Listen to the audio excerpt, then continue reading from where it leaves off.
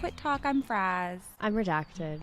We missed you. We missed you so much, but we're so excited to get back into it with one of my favorite episodes. We're really returning to our roots. We are. I think we needed it. We did. Oh my God. So you guys, 'tis the season. It's June. So you quit. Congratulations. But I do want to read the one. There is one in our inbox. I need to read this. This person said, I don't know when your next field trip episode will be, but I've been wanting to send this in for so long. And you know what? Good for you for just taking initiative. You're in. You caught my eye with the shiny subject line, the FBI crashed our field trip. Perfect. I'm derailing this entire episode now because I need to know. So we're going to do some submissions. We're going to yap. We're going to chat. It's going to be a great time. A few people just ended school. Today is Tuesday, June 24th. I saw multiple people post. Today's Tuesday. On Friday, so like a couple days ago, I saw multiple people be like, last day of school. And I was like, oh my God. Howie. We're going to be so jealous of them, though, in September. Well, not we, because I don't teach anymore. But I... You're like, I'll still be jealous. I still will be. Be like, damn, you're going back after like the holiday in September, the patriotic one, Labor Day. Labor Day. Yeah. Labor Day is one of the few holidays that I give a fuck about, because when people say the men and women that died for our freedom, that's who I'm talking about, the Labor Day people, because it's to like honor all the workers that died in the labor movement where like the Pinkertons and the government killed them because they were like, hey, could we have time off? And they were like, I'll kill ya. Don't ever say that again.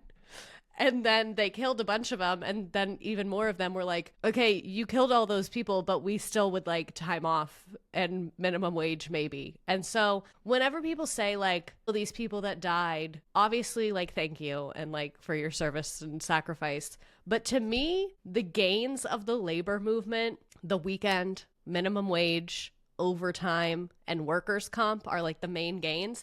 That affects our day-to-day life way more than anybody that died in like the War of 1812. So when people say like the people who fought and died for your rights, I'm talking about the people that got killed by a Pinkerton. That's who I'm referring to. Oh my God. You know what? We really need to open the schools, because for a very long time, I thought that it was about veterans. And I don't know why. That's Memorial Day. But why would I think mixes up the two? Yeah, but it's labeled Labor Day. You'd think that I would have been like, oh yeah, labor for the labor movement. No, I was like, labor for the veterans. All right, moving on. They worked so hard. You thought Memorial Day was for the people fighting, and you thought Labor Day was for like the people that are like the Navy cook and like the janitors. No. I thought one was for living people and one was for dead ones. Oh, no. I think what you're thinking of is Memorial Day is for people that died in war, and Veterans Day is for just like, it's not for people that died, but it's a little more directed at people that are alive. No, I was thinking of Veterans Day, and I don't know when that is. All right, well, now that I've shown that I know fucking nothing, follow me for education policy, not for my knowledge of fucking holidays, okay? Get out of here. My old principal made us all wear camo for Veterans Day, and I was like, isn't this triggering in a way? Like, imagine, like, you walk into your civilian job and just everyone's in camo. Like, I didn't like it. I wore camo pants and a green shirt, but like I didn't want to. Oh my God. Which principal was this? I actually don't even think it was a principal. It was at my old school, and it was like, I don't know whose idea it was. I just remember the principal came over the PA and said it. I don't even remember which one it was. Miami's a crazy place, you guys. It was pre-COVID, so I think it was the principal, because there's a photo and we don't have masks on in the photo. So I think it was my like normal principal who was literally team like, I don't give a fuck. Like if anyone had any idea to do anything for the school, he was like, go for it. Amazing. And like if you ever asked him anything, like one time I was a first year teacher, I had a question about standardized testing, and he literally looked at me and goes, Miss So-and-so is in charge of testing, so please don't ask me anything about any of that. Okay, perfect. Thank you, sir.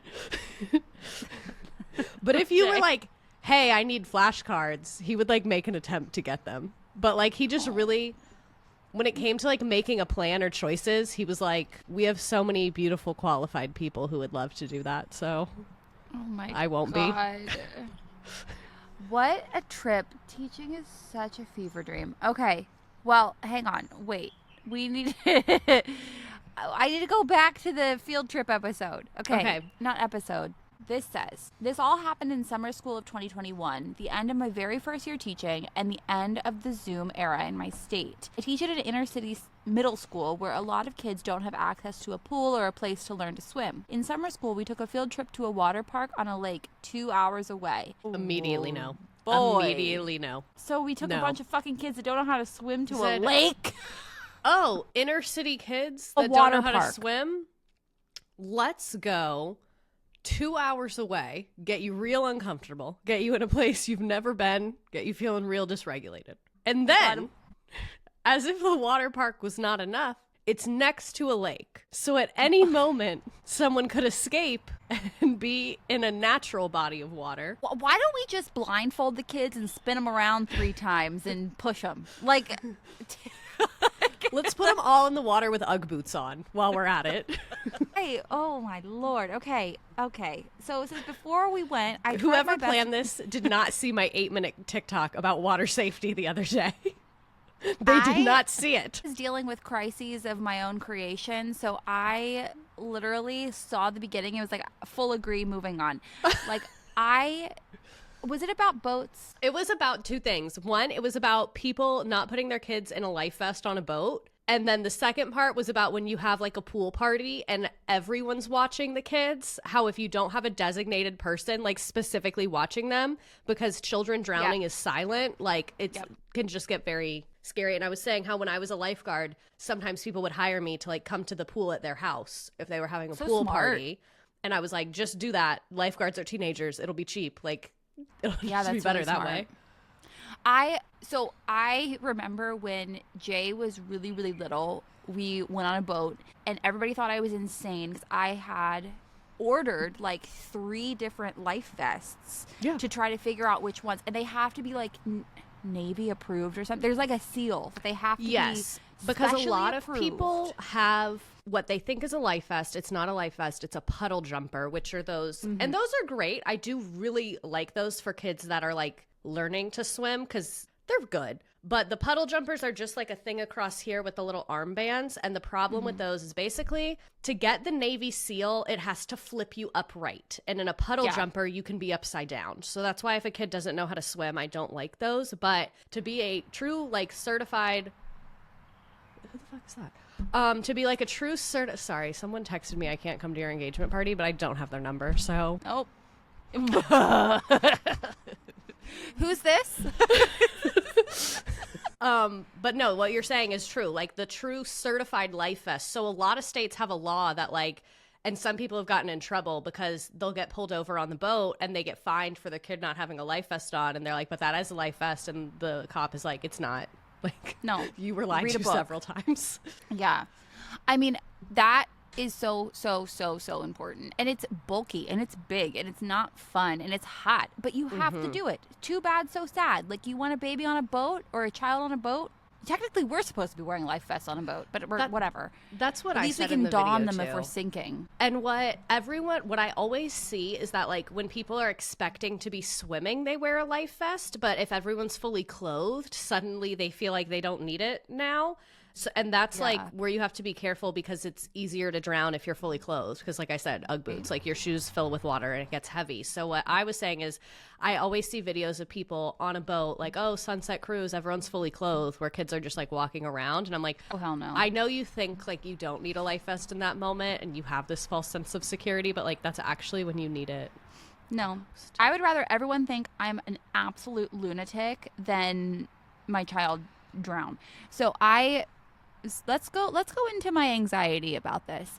I literally have locks on my toilets because I am afraid of a child, like, because W like is in everything. She's crazy. If she tips if they go and sticks her head in there and falls, she's stuck. She's gonna drown.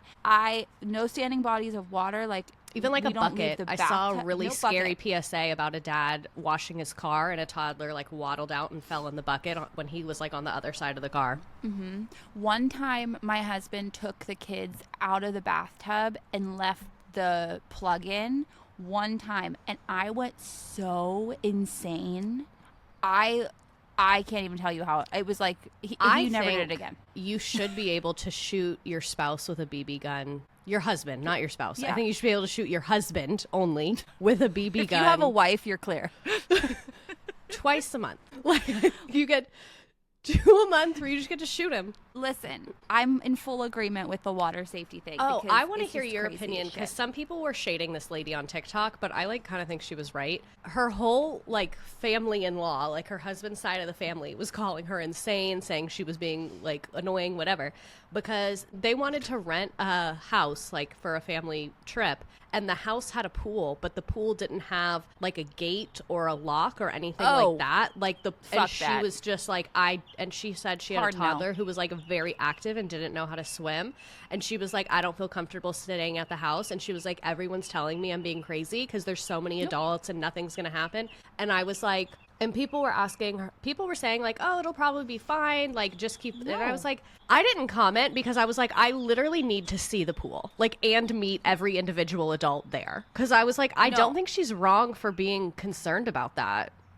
And everyone was saying that she was a bitch because she was going to stay somewhere else. No, I wouldn't go. I don't care if my kid does know how to swim. I literally would not go.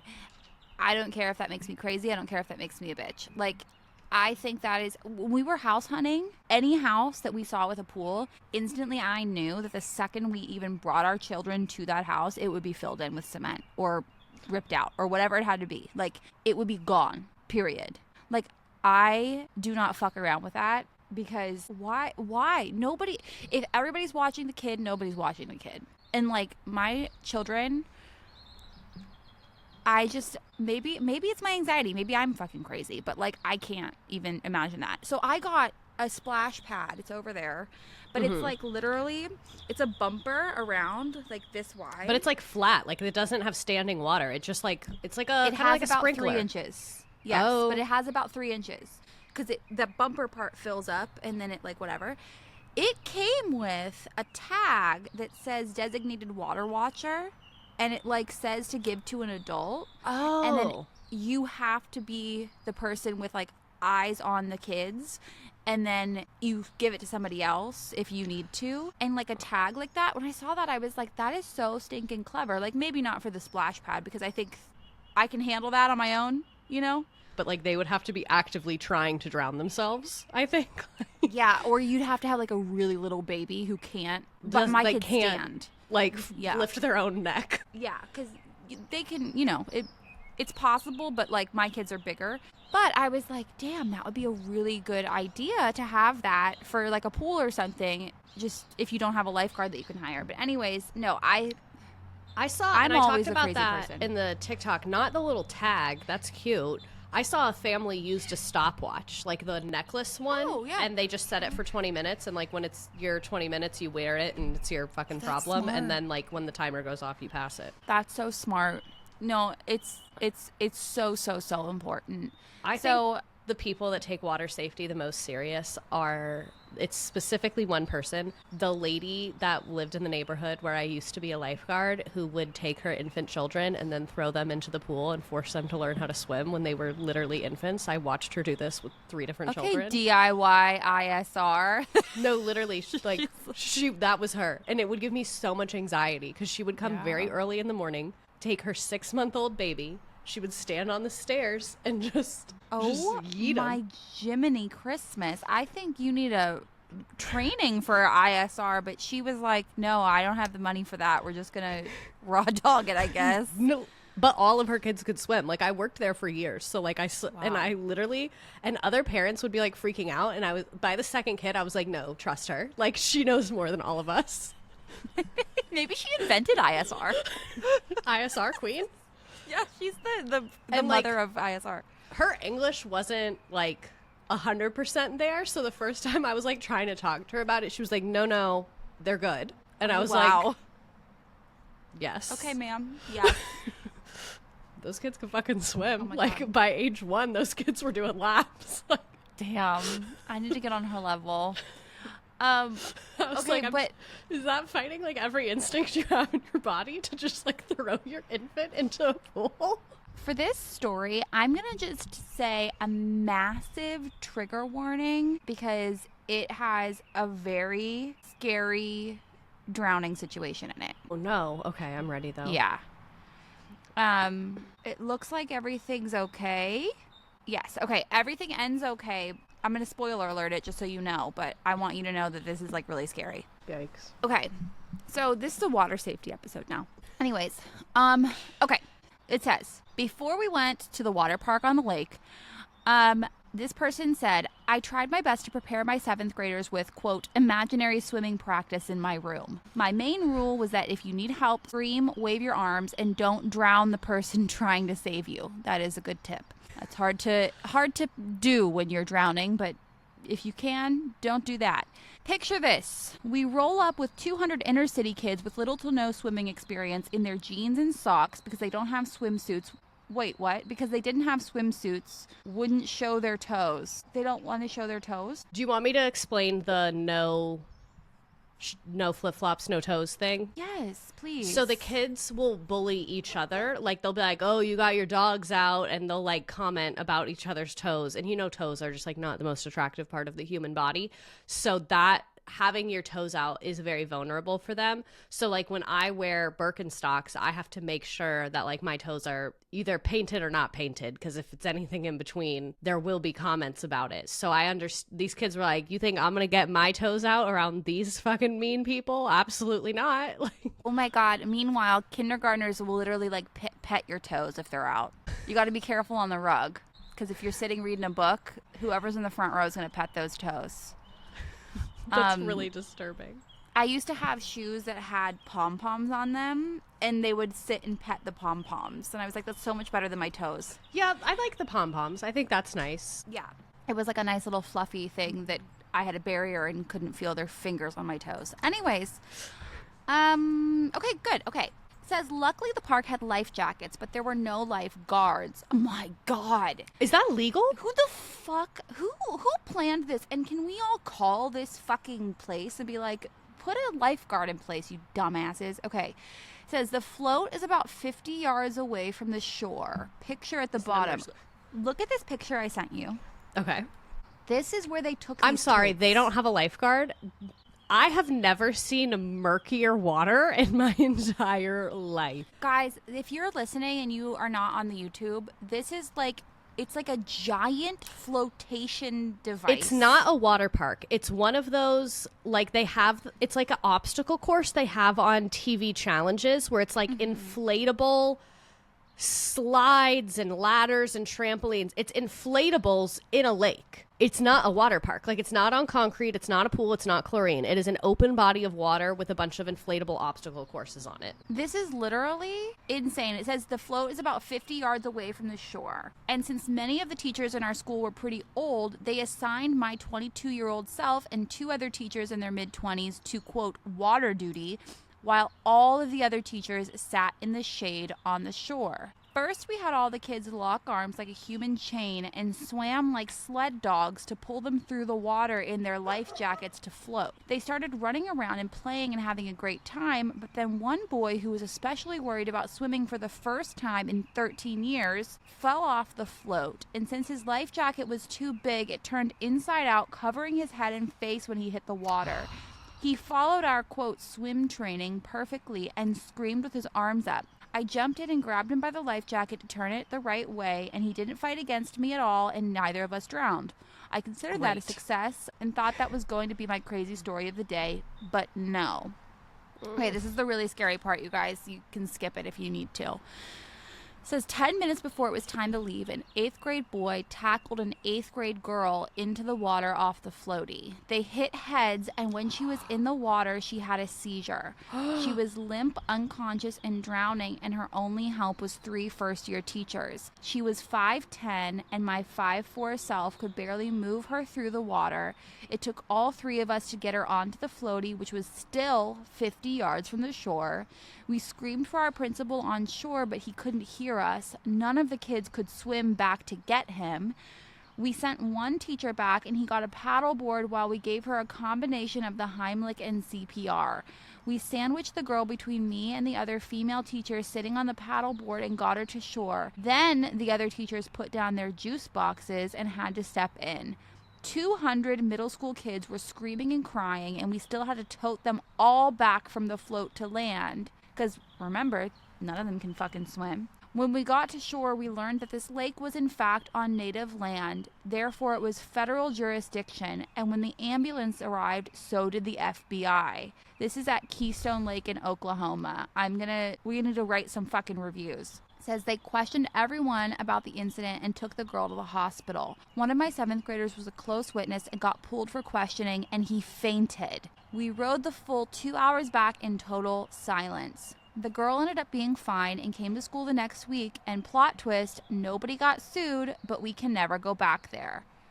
Never should have went in the first place, but somebody should have got fucking sued. And you know what? This to me is such, if this had not been inner city kids, if this had been a bunch of fucking like yuppie white people, somebody would have gotten fucking sued. Absolutely. And like how does this place exist? How does this place exist? I am so pissed on behalf of these kids and their families, because you bet your fucking ass if that happened to my kid, I would be so upset. I can't even tell you. We would be at the Supreme Court. It is so sickening to me that there was no legal action taken, but I know for a fact that legal action is very, very difficult to pursue. People are always like, oh, sue, sue, sue. You can't just sue. It takes money up front to sue. Yeah. Even if somebody says like, oh, you get nothing unless you win, when you're in that position, it's very, very scary to be like, I'm going to put everything on the line, because there's never a guarantee that you're going to win. Even if you think you have everything lined up and you're going to win, you can't prove that. You can't predict the fucking future or the judge you're going to get or whatever. So a lot of people just say, you know what, the risk isn't worth it, and they don't do it.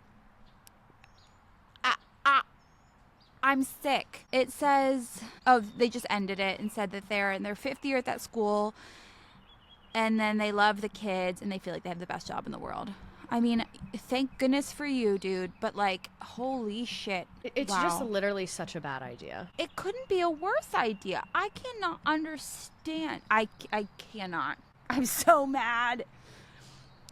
So, content warning over. I'm glad that it had a happy ending, but in a way it didn't, because somebody should have been in jail. And the teacher is sitting there doing nothing on the shore.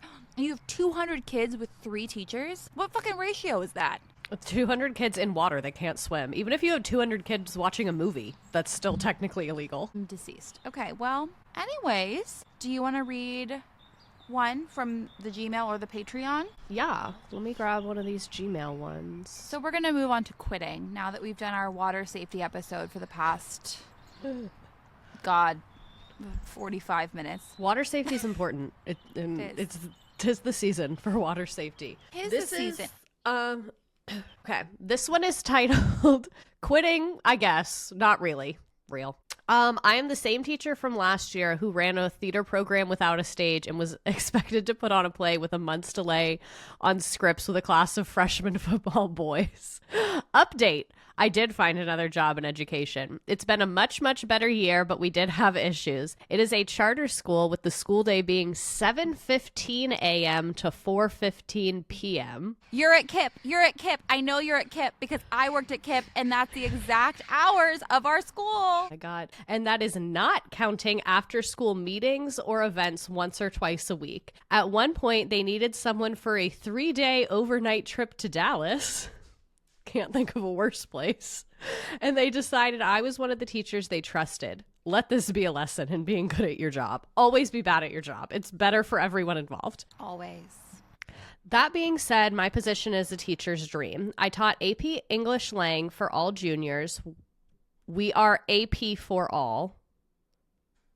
Does that mean all the kids have to take AP? Isn't that kind of the opposite of the point of AP? I guess. That's interesting. But our charter school prizes small classes. This is providing all public high school students access to at least 5 AP classes. Oh, okay. This is actually really good, I think. I think I know what this is. A lot of times, smaller schools don't offer as many AP classes just because they don't have, like, let's say you only have 8 kids that want to take AP. you can't fund an entire teacher position for a class of 8 kids in a regular public school. So a lot of smaller schools don't offer them if they don't have enough students for them. And I think I've heard of this. This is an initiative where basically they give you extra money to allow you to offer it, even if you don't have a full class of kids there. Interesting. So no, okay. So I think AP for all means that like whether or not you have the student population to warrant it, they have to offer it, not all the kids have to take it, because that didn't make sense to me.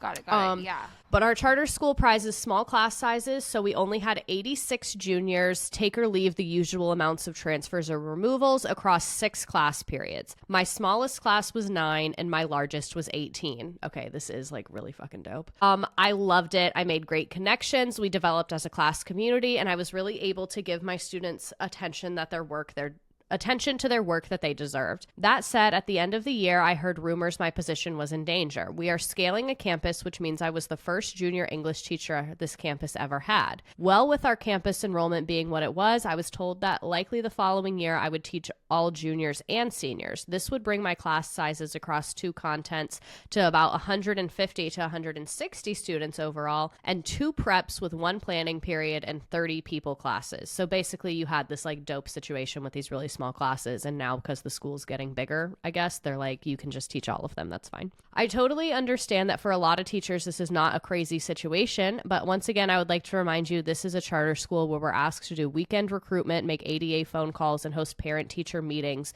with any student I've ever failed. Ugh. What in tarnation? For real. After I found this out, I immediately started looking for employment elsewhere, and I got a few offers, but nothing seemed like a great fit. I do acknowledge that my great year probably made me feel a bit spoiled in what I wanted, but I'm going to call it knowing my worth. Ain't that the damn truth? Because I felt like the 23 to 24 school year, I was very spoiled. Like, I had really good admin. I had 90 minutes a day of planning. Like, I didn't have any meetings. We had 1 20-minute meeting per week, and I was like, oh, this is hitting. And now it's like, I can't go back. Like, you gotta live good. Once you know better, you do better. Anyway, mid-June comes around and suddenly I get a message from my current principal asking me to have a meeting that afternoon. Ooh. I'm doing summer school. I was on campus and she is not crazy. Perfect. I go to the meeting and she tells me, 1, she knows that I've been looking elsewhere. Kill me. And 2, she talked to the district and she got them to not give me the double content and hire another English teacher for 11th grade. I will now be moving up with the juniors and be the first senior level teacher on campus. I get to see this class grow and graduate. I was thrilled. I have deep issues with some of the campus and the campus culture. Again, parent-teacher meeting to fail a student every grading period, after school meetings that could last until 5:30, giving me a school day of 7:15 to 5:30 twice a week. The printer never worked. Printers work in public schools 2025 challenge will fail every time. Like, it's just never going to happen for us. The printer never worked, and we would get passive-aggressive messages from the admin who oversee that telling us to stop ripping the paper out. Girl, if it got stuck and the tiniest little speck of paper was in the machine, get better printers then. I don't think I'm going to stay here 20 years, but I'm happy with where I am, and I'm looking forward to teaching this curriculum to a great group of students. Mostly. One of them did get, they said suspected, but I think they meant suspended. One of them did get suspended because I told him to put away his laptop, and he played a video in which someone else said, fuck off, N-word. I want to be clear, it did not say N-word, it said the word. Also, oh, no. But they did get suspended because at my school, they would have been like, misredacted, that's a classroom managed behavior. So. Oh, no. Also, side note, I heard through my previous teacher bestie that the campus my principal at my previous school has been replaced with the current middle school teacher, and the principal who fired me has been moved to the middle school. Yes! Yes! This is after a year in which 8 teachers out of 40 left, so clearly I was not the only one having issues. Oh my gosh. Send them to middle school. Middle school is prison for administrators. It's either hazing or prison, because this is what I've noticed happens. A lot of administrators, they make them be an administrator at a middle school first. Like, they're like, you've been promoted over there. Go on. Because I know multiple high school teachers that applied to be administrators, and they're like, get on over there. And they, like, haze them and make them do that for a couple years before they'll transfer them back to a high school. Or I've seen a high school administrator who's incompetent and really bad at their job, but hasn't done anything illegal, so they can't be fired, that they're like, let's get you down there. Let's get you overseeing those middle schoolers. Let's give this a whirl, guys. Oh my God. Middle school is just so scary to me, though. Because it's a little more the Wild West of education. This is what I've noticed is that, like, generally when lawmakers are doing education policy, they care about two things. Or like two categories. They care about small children because that's very like politically hot. Like they're like, we love the kids, like they're kissing babies, they're teaching them cursive, like they're like early childhood, elementary is their focus, like literacy. Or their focus is high school graduation rates, job training, things like that. Like those both get you a lot of like political clout. There's no political clout to be gotten with middle schoolers. So it just turns into this like weird dumping ground of staff. It's like the island of misfit toys. And then there's like 20% of middle school employees that are truly doing the Lord's work and like built for it and like care about it and love it. Like When Nerds Teach, she's one of them. Like she's that 20%. Like that's like they really are called to work with that age group because that is... I think Maria Montessori had some points. Do you know her stance on middle schoolers? Yes. She thinks they should be doing farm labor. They love it. They yearn for it. They invent games about it. They want to be in the mines. Let them be. Okay, do we have another submission we want to read? This one says, had to share my story. Hi, Fraz and Redacted. I'm a TikTok follower that's very late to the game and recently discovered the podcast. I've been binging it, and you two truly make me laugh out loud, and I feel like we'd be friends IRL. Aw, thanks.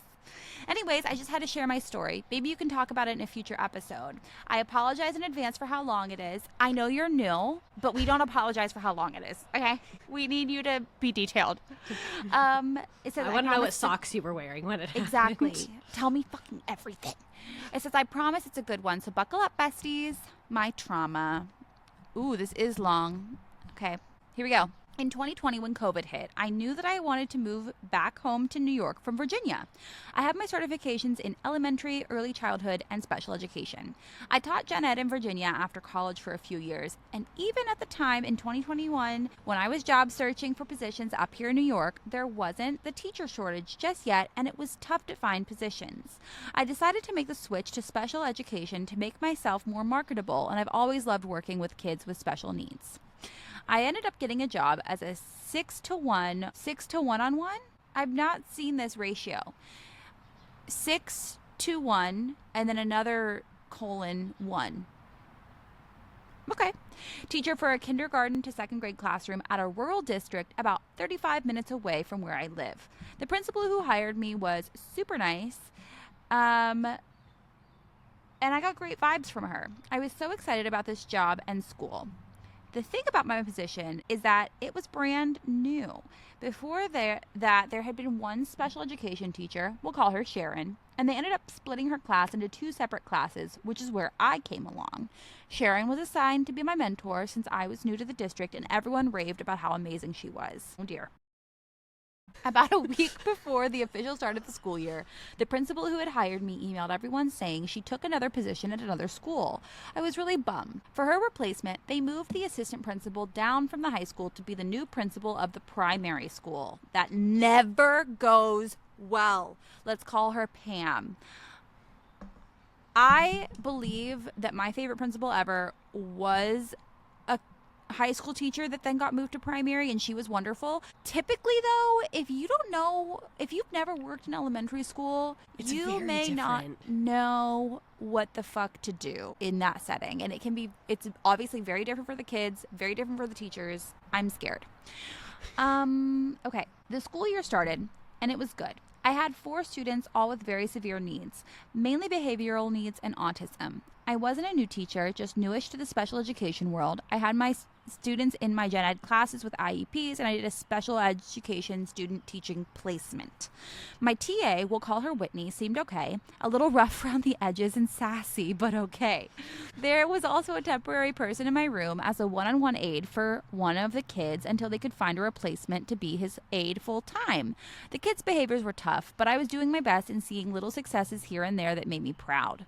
Around the end of September, I got a call from the woman who was in charge of the mentoring program. She told me that she had received complaints about my classroom management, and she wanted me to come in the next morning before school to meet with her. I was taken aback as not one person had said anything to me about it. Sharon, the mentor, gave me pointers here and there, but nothing major. Pam, principal, would stop in, ask me if I needed anything, and move on. Classic. I expressed shock on the phone after I hung up with her. I immediately went to the bathroom, called my mom, and sobbed.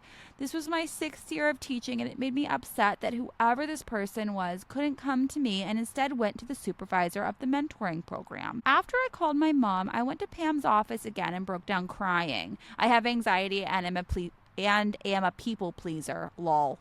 Same, girl. But don't make yourself feel like something's wrong with you for being upset at that, because I think that that's a really rational and normal response to be very hurt that someone went and instead of just addressing something with you, they went to your management mentor supervisor and you didn't even know who it was. Like, that is hurtful, you know? Yeah, no, I'm with you. I told her I was doing my best, spending so much time outside of school prepping and doing things to help the kids.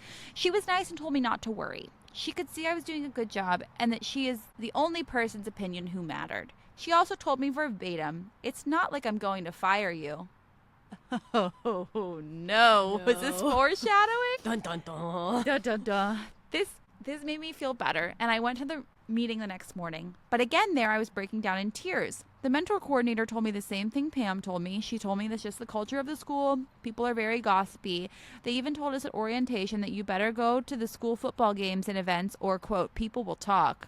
Are you in the South?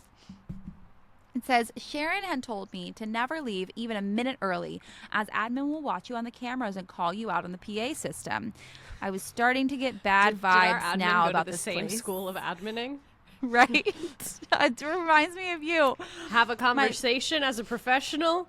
No. Let's hop on that live stream and blast him over the PA. So awful. She says my previous school was not like this at all. Well, normal ones aren't, girl.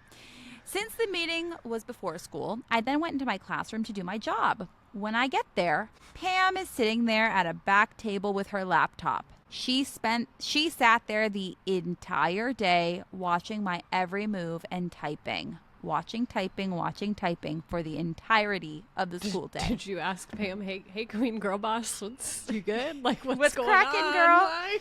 She says, I was already so anxious. I had cried to her the day before, and then she comes in and watches me like a hawk for over 6 hours. The next day, Pam meets with me and tells me I give the students too many breaks and there needs to be more instructional time. Oh, God. Mind you, at the time, I had one kindergarten student who had still not turned 5 and had ADHD and fetal alcohol syndrome, one first-grade student, and 2 second-grade students with level 1 autism. I am a firm believer in giving kids breaks after they complete their work. She then told me I had to redo my entire schedule. I told her that I had copied and pasted my schedule from Sharon. She just kept saying it's too many breaks. So her, quote, plan to help me become a better teacher was for her to come in the next day and, quote, model for me each part of the day, starting with morning meeting, and then watch me teach that part the next day. So the next day she came in to do morning meeting, which she suggested. Whole time the kids are like, who's this bitch? I know, right? That's, whenever I hear about these kinds of stories, I always think about the kids in the class. And like, my perspective is with high schoolers. So when this has happened to me, they'll ask me like, who is this lady? We don't like her. But I'm imagining like small 5 and 6 year olds who also, like you mentioned, most of them are differently abled, and a lot of people in that category really thrive on consistency and structure and a schedule. So I'm just imagining them look around like, I don't know. I know. Like, and they do come, they're like, who is this? Or my favorite is I had kids once who people came in during math and they started bending down it was during independent work time. They started bending down and trying to help the kids with their work. And the kids literally started yelling at them and were like, that's not how you do it. That's not how you do it. And I was like, LOL, yell at the suits. Get them. Get them. Did I tell you recently when one of my kids yelled at a district person? No, tell me. It wasn't in my class, thank fucking God. It was in math class because someone from the district came and apparently like went like this, like touched their shoulder and was like, hey, can you show me what you're working on and tell me about what you do? And then she turned around. I love my school. I love the kids at my school, I should say. And she goes, you're not just going to come in this room as a stranger and think you can put your hands on people and be in my business like that. You need to say hello. What's your name? Good for her. Good for her. I was like, yeah, because that, like, you didn't even introduce yourself. Like, no, hi, how you doing? Nothing. Just grab the shoulder. No, absolutely hello. not. How are you? Yeah, right. What happened to that? Okay, so the next day she came in to do morning meeting, which she suggested I make 30 minutes instead of my 10 to 15 minutes I had on the schedule for my Wiggly kids. I tried not to laugh in her face at the thought of these kids sitting for 30 minutes. Just like she wanted, I sat back and watched the show.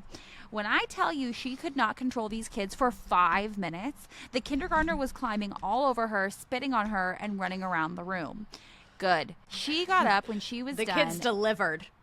Yes. They gave everything they needed to give. Mm-hmm. She got up when she was done and said, never mind, keep it at 10 minutes, and I don't need to come in and model for you. You got this, and walked out. Yes. Around this time, I was seeking help from Sharon. One of Sharon's, quote, brilliant suggestions for my autistic student who screamed a lot was to, quote, shake a can of coins at him. I looked at her in disbelief and told her, no, I won't do that to my dog, let alone a child, period.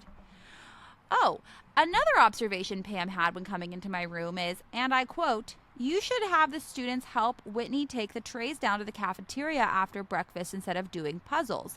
It'll teach them job skills since they'll probably just go into the food service industry anyways. Again, we are talking about 4 to 7-year-olds. If these students' parents had heard her say this, I bet they would have been fuming. I know I would be if that were my child. And like, same. Wait, what was the task she wanted them to do again? Carry the breakfast trays down to the cafeteria instead of doing work or puzzles. Oh, because what I was going to try and say, like, maybe if you had just said, because all human beings eat and they're 5, and that's a good thing for them to practice doing, is carrying their own tray. Right. But because they'll probably work in food service, ma'am, we can get you working in food service by the end of the week if anyone from the state licensing board heard you say that. Exactly. I'll help. It says, I started documenting everything at this point and started looking for other jobs. This was taking a huge toll on my mental health, and I was incredibly stressed. Every day I walked in the building, I felt like I was going to throw up. I feel like I was being watched and I couldn't do anything right. Also around this time, Pam called me on a Sunday morning at 9 a.m. and left me a voicemail along the lines of, hi, I was looking at your schedule. Let's change the bathroom break time from 10:15 to 10:20 to 10:10 to 10:15 and on like that. Again, 9 a.m. on a Sunday. Pam, does your family hate you? Like, what is this? Like, why is that at the... This is like, we can go to leave brunch. This in. My leader calls as an all-staff call every Saturday at 3 p.m. So I get a call every Saturday at 3 p.m. with... Oh, no, I'm wrong. That's the to everyone one. That one goes to the parents. So that one isn't horrible. It says, like, here's what's going on this week. We got this game. That one, I'm like, okay, whatever. Sunday is the teacher one. We get the call on Sunday. So it's like, it's not live. Like, it's recorded, and it's like him telling us whatever he feels, I guess. Again, every Sunday, I get this call. Let's all go to brunch. Let's get a family moment going. Like, let's get a life. She says, I did not answer or respond to her because it was Sunday morning. This was right before Halloween. The evening before Halloween, she emailed me telling me she got me a sub for a half day in the afternoon for the next day, and then I would be spending 12 to 3 with her to revamp my schedule. I explained to her that I had already went out and bought tons of crafts and goodies for my kids, so can we please meet the following day? To which she replied, no. I was a ball of anxiety at that point, so I show up to work dressed in my coordinated costume with my aides and then leave to go to meet with Pam for 3 hours. She just had me sit there on my laptop and work on lesson plans and my schedule. I watched in jealousy as the rest of my students and staff had their Halloween fun. She told me she wanted me to submit. I know, that's really sad. In your costume, too. She told me she wanted me to be in the reprimand meeting in the costume. I know. It's so awful when that happens. She told me she wanted me to hang on, I live off of a freeway, so let's just hang on a second here. Okay. All right, gang. I'm telling these laundry people, basically a big load of laundry is like mildewed, like fucking disgusting, smells so bad. So I'm doing, while we deal with this debacle, I just want these clothes cleaned, so I'm doing like that laundry pickup I did for a while. Oh, yeah. I said, our washer broke and would not drain, so the clothes have a mildew smell. Please use any strong chemicals and hot water needed. Because normally I have on there, it's like organic, dye-free, like whatever. And I'm like, delete that, delete. Go for it. Love this trend where people are looking over their shoulder and yelling and cussing people out and then turn around and say, who said that? Who said that? But I can't, there's so much that I want to say like that I can't come up with what I want for the video. You know what I mean? I was just thinking like, oh, I want to make that. And then I was like, oh, what do I say? There's so much. Literally so much. Everything happens so much. Okay, here we go. She told me she wanted me to submit my weekly lesson plans to her every Sunday for the upcoming week. No other teacher in the building had to do that. And also at this time, how could I forget? They had hired a woman for the one-on-one aide position in my room who was a special education teacher that was, quote, taking a pay cut because she wanted a foot in the door for the district and also happened to be good friends with the special education director, which I found out later. Weird coincidence, huh? We'll call this woman Sarah. Sarah was miserable, monotone, and had no personality. I sat in on her interview and was shocked that they hired her.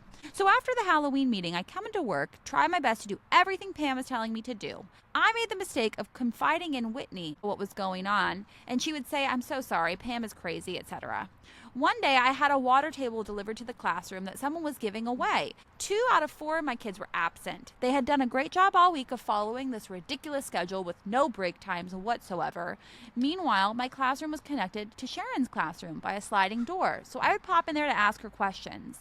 One time I went in there to see her aide on the floor wrestling with kids just having a grand old time. Interesting that they were allowed to take breaks. So on this particular day, when half my class was absent and the 2 that came in had worked so hard, I told them they could have a few minutes to play in the water table that had just come in. I said, and I quote, to Sarah, again, my mistake, they worked so hard, and if Pam has a problem with this, I will defend myself. The next day I was called in for a meeting with Pam. Actually, she was meeting with me every single day after school at this point to, quote, check in with me. We have parrots, if you're wondering what that noise is. There's a parrot above my head. Okay. But this meeting, this day, I knew was different because the superintendent was there. Oh, shit. Pam told me how she had heard from someone that I let my kids have a break when it wasn't break time according to her new schedule for me, and then repeated the quote I had said about defending myself. I said yes, I'm sorry, but they worked really hard. I thought I had somewhat of a say as to what happens in my classroom. She then told me I was fired for letting 2 children have a few minutes to play in a water table as a reward for working hard and not sticking to her damn schedule for those few minutes. After telling me, it's not like I'm going to fire you just a couple weeks before that. Luckily, the superintendent explained that I had the option of resigning. I said, oh, absolutely, I will be resigning. In fact, I had already been on another job interview. Also forgot to mention that I had reached out to the union, who was absolutely no help. The union rep told me, sweetie, this is our culture here. We like conformity. One time, a teacher didn't want to paint her nails pink like the rest of the team, and it was brought to the union, and she got in trouble. Like, what? Is this a sorority? I was in tears, of course. The kicker was when the superintendent told me, you're the age of my daughter. I'm so sorry. He had been so kind when he interviewed me. He acted like he had no say in the matter. I had just lost my dad unexpectedly to a heart attack a few months prior. So when he said that, I lost it. I asked when I could say goodbye to my kids. They said, you can't see them again. Come back on Friday after school to get all your stuff. So I did. I never heard a word from Sharon or Sarah. The one-on-one sub that had been in my room before ended up reaching out to me at the end of the school year saying she was so sorry about what happened to me and that she was leaving too. I ended up applying for the school where I worked at now the past 3.5 years. Next week is my last week of classroom teaching ever. I quit and will be doing early intervention with preschoolers, which I'm so happy about. I still have nightmares about this place. I still feel so upset about what happened to me. My mom wanted to write the local newspaper at the time, but I told her no. I love moms. Me They're too, like, man. the mayor needs to hear. Listen to what they did to my baby. I'm the same way, and my mom is the same way as well. My mom wrote the local newspaper of Tallahassee when my car got towed. Period. I love her. God. She says, I'm sure I'm forgetting some parts. Like, oh yeah, Sarah ended up taking my job immediately after I was basically bullied out of the position. Funny how that happened. And what's even funnier is that all of this bullying and micromanaging started right when she got hired. Before that, everything was fine. I built such great relationships with those kids in 2 short months, and I made a great friend out of it. The school counselor, who was new alongside me, was a confidant during this time. She recently was one of my bridesmaids in my wedding. Oh yeah, and guess what happened to her? They cut her position about 1.5 years later. Because who needs mental health support, right? Even when you drive by the school, on their banner thing that changes the message when you drive by, it says, your mental health matters. Thank you guys if you took the time to read this. I would love to hear your thoughts. My thoughts are, fuck that school. Not that it's really the most important part of this, but did you take back the water table? Because I would have. Oh my God, I would have made that room so bare. No, you know what? I say that, but remember when my maternity leave, my FMLA leave got denied by the principal? I left everything in that fucking room. I was like, I had just gotten... Sam's Club did like a sponsorship of my new room, and I was so excited because I was going back to kindergarten, and I got like a little baby armchair and like all kinds of cute shit. Left it in the room. I was like, I'm not going back. Enjoy. But I mean, Sam's Club did sponsor me to give to the children, so you're welcome. And it was a first-year teacher that was taking over my room. But I can whatever. also see like if I got something from a company, I would leave it because, like, what? It's just going to sit in my garage? Like, I'd rather someone be using it. Like, this company gave this away for a child to use it. Exactly. But, like, if I paid for it with my cash money, nope, it's sitting in my garage. Yeah, that's pretty much what's happened. I have a lot of shit in my garage that I'm just like, well, I need to give it to a teacher, but I can't get my claws out of it just yet. So I will when I've come to terms and gone to therapy. Anywho, we have more that we should probably do another episode of these. We should. I like doing the submissions, and I kind of like the chaotic submissions. That's like whatever, man. Yes. Well, God, what a wonderful episode today. Thank you so much for joining us, friends. We love you and we missed you. We're excited to do more. We're going to be better. No, we really are. We're back, baby. Everybody's moved houses. Everybody's life has adjusted. When we drop the 5-part episode, I'll give y'all a teaser now. We can leave this in. I'm making a little switcheroo next year. I'm going to be teaching something else. I'm still teaching. I'm still at my same school, but I'm going to be doing some other stuff. And when because of a variety of things that happened, some good and some bad, and when we drop the 5-part episode series about what led to the changes being made, I think you all will be like, yep, I would also not be recording a podcast while that's happening. Yeah. We've had quite the past year. Basically, everything hit the fucking fan after Vegas. And everything happened so much. And I mean that positively and negatively. Because we also both had many incredible things happen. Absolutely.